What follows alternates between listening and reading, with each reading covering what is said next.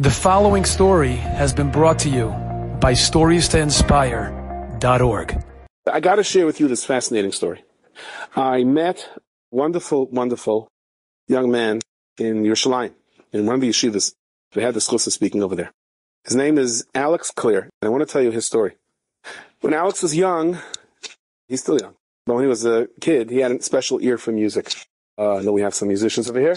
Not just music, but writing music and playing and writing music. He said when he was even 11 years old, he played in bands, and he was really doing very, very well. When he was 19, he was already going on tours. And he was, and he had the whole music class, and I have to explain to you what that means. He was really becoming famous, so to speak. And he said he was sitting, Kadosh Baruch Hu did a great chesed for him. I guess he was semi-frum or frum, but not, I don't know what that means exactly at that point. And he's sitting with one of his real friends who was really making it big. And they were watching some sporting event, and he started crying. And he asked him, "Why are you crying?" He said, I have my whole career ahead of me. I'm making so much money. And then suffice it to say, the other Tivus, and I'm just not happy. And he said, gave him in a sense, there has to be something deeper that makes a person happy. This is not what it is. And he began to search within his own Yehadus, and he developed this, what he referred to as Halavai in all of us, a taiva for Shabbos, a temptation to Shabbos. He always loved the concept of Shabbos, but he, so much so that he picked himself up with his jeans and his t-shirt, anyway, I'm not sure he said jeans, and he went off to Stamford Hill and just walked into a shul randomly Friday night. And there's a Hasidic Yid over there, and he asks him, "Is there Kabbalah Shabbos here?" He says, "Yeah." He says, "Can I stay?" He says, "Yeah, you're welcome to stay." "Is there Mara?" He says, "Yeah." And finally the Yid has the seichel to say, but there's no meal. Where are you eating? He goes, "Oh, I don't know." He said, "No, you're eating by me." And he comes and he has a wonderful Suda by him, and he says to him, "How are you going home?" And he says, "The bus, this." He says, No, you're not going home." He says, "Why not?" He says, "Because it's too long of a walk." He says, "I don't plan on walking." He says, "No, that's all part of keeping Shabbos." He goes, "What am I supposed to do now?" He says, "Just stay here." And he developed this wonderful relationship with this person. And he got very into keeping Shabbos and kosher and learning, but his career is still spiraling ahead. And he's touring Europe, and he strikes a deal with a very, very prestigious record company. Okay? But he tells them from the onset that, I'm Shem Shabbos and there's Chagim, and they say, "Yeah, don't worry about it." Now, it turns out, as he explained to me, in music, Friday night is a very busy night. Okay, somehow. And they're sending him on tours all over, and in Los Angeles and New Orleans, and he puts out his first record. And their prediction, this record company, which invested a tremendous amount of money and gave him a very, very significant contract, they were sure the record would make it big. And the record wasn't doing very well. So they said to him, it's the gavra, not the chef. So they said, people, you don't have name recognition, people don't know you. If they would know you and they would listen to this music, it would really catch on. So what did they want him to do? They wanted him to have as many live events as possible so that people should pick up his name. And they're sending him from place to place, and he's doing what he can, but it's always a problem. He's not doing it Friday night. And there's a very famous singer, which I'm not going to get into names, and they said you can do the act before him, which was really big.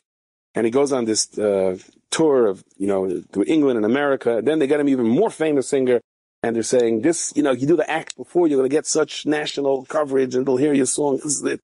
And he says, uh-oh. He says, I can't do that tour. They said, "Why not?" He said, "Pesach, Chalamoid, of course, the Shabbos, and Pesach again." And basically getting up on stage over there with a kittel, it just wasn't going to work.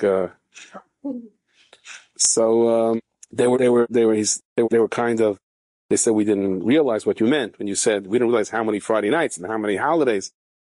They were still working with him, and he was doing a lot of live music festivals, and his career was advancing slowly, but it wasn't what they thought he would be superstarring the way he could. And he releases now an album, and things are beginning to move. And he says he comes from Yom Kippur, and there's a message, and the message is from his agent or this company, I don't remember exactly, and they're all excited.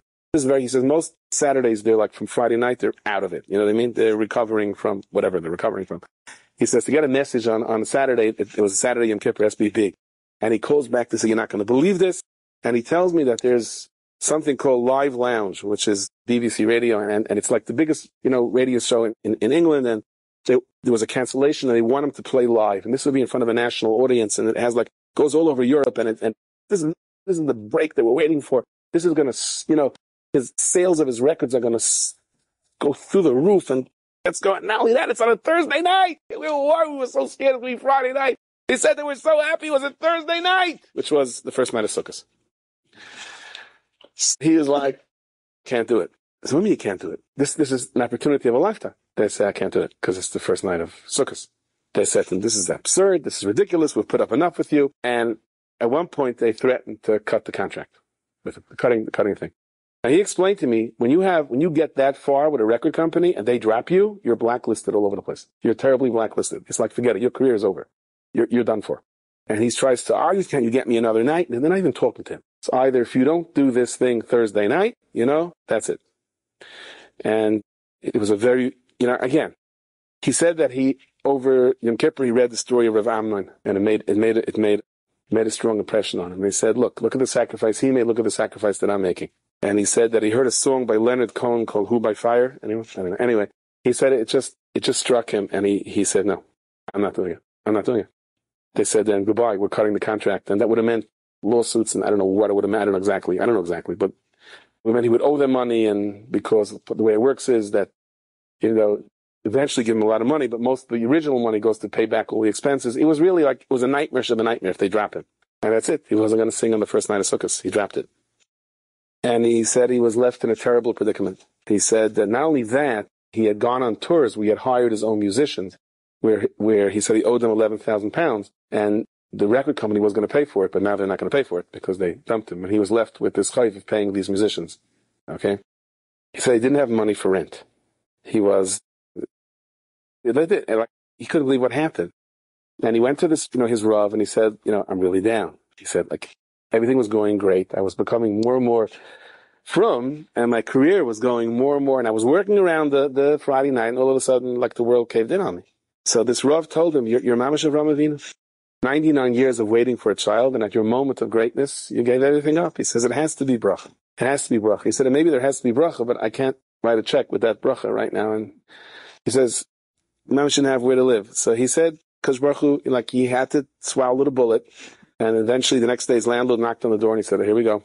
Here I am, homeless. I'm going to wind up playing on some street corner, with a cat on my head and holding a pushka or something. And instead of being like the most famous person in all of Europe. And then the landlord said to him, look, he says, this is your predicament. He says, I'll wait it out with you. Okay, don't worry about it. And he says the next thing then he has to, how is he going to pay these musicians?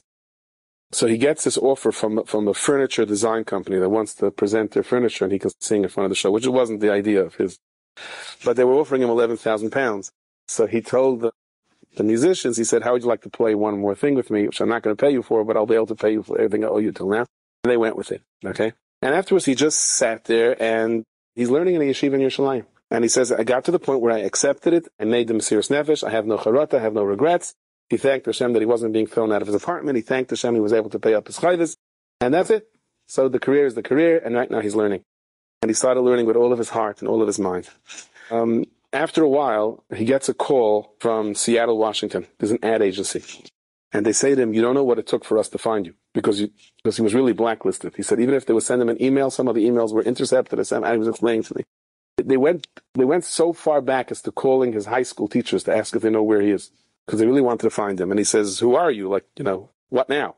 So he says to him, listen, I'm not starting again. It's Friday night and Chagim, it doesn't work out. He says, no. He says that we run an ad company. And he says, I have the contract for Microsoft wants to run an ad. And we have a jingle from one of your songs. We want to use it. And he said, and we'll give you $75,000 for it. Okay, not bad. It's like if you're in Kailo, figure after 90 years you can make half of that. Anyway, so even though he said most of the 75 would still go to the record company because of the money that he would owe him, but it took off a big thing. And he said he went to his Rosh Hashiva, and Rosh Hashiva said, yeah, do it, And he thought it was like a little compensation. The Rosh Hashiva was like giving a little pat on the back, Okay, here. What happened was, as they got involved in this commercial for Microsoft, it wasn't just a soundbite or background music. It turned out the whole commercial was based on this song. They were actually using the words of a song. And it wound up being played on sports stations throughout the world. And on prime time, all over the place. And the song really picked up. And he gets a call one day and someone says, you got to come to Frankfurt tomorrow morning. He says, what? He says, come. And he goes to Rosh Hashiva. He says, I got to go to Frankfurt. He says, why? I don't know. I'm not sure. But... And he goes on and he says that this song became the number one song that was being played on commercial radio stations. throughout the world. In Frankfurt. In London, it was number 4. And at one point, he was getting interviews, like begging for interviews from every music magazine all around the world. And he said at one point he's in his yeshiva in Yerushalayim and he's Skyping to this major news network.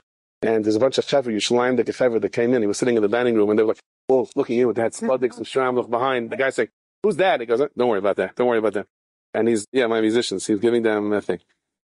He said at one point, it just caught on like wildfire. Like they couldn't understand like what they created. And he said he told me the name of the song, whatever it is. It became the number 1 song in music chart. He told me Billboard Hot 100. I don't know what I'm talking about. It was number 7. He said his album sold 6 million copies.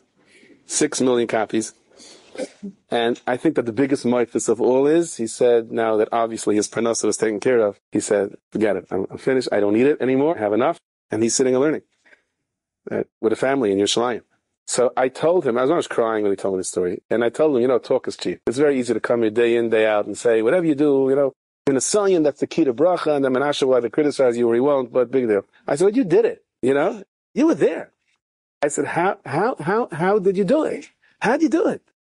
The guy's telling you this is your whole career, everything you dreamt of, your whole life is ahead of you, and it's either earning $300,000 or owing $300,000, because the big deal, so he'll sing a song, Sukkot night, So go up there and sing, V'yisach Sameach, right? Sing V'samachta, go up there, I don't know, do something. They'll find an eitzah, find some rav, they'll find a heter, sing with a shinui, I don't know, do something, He said, no, he said he saw the story of Rav Amnon, and that it did. That this song went where it did, okay, is an asiyas chen. That the entire, literally happened is that the entire globe said, wow. It's the Rebbeinu Shem's way of saying, you're Meiser Nefesh, Yeshmer Shabbos Kel Yishmereni. You're Meiser Nefesh yourself for me, the entire world, right? All the Malachim Shemayim is going to say, wow. Enjoyed this story? Come again. Bring a friend. StoriesToInspire.org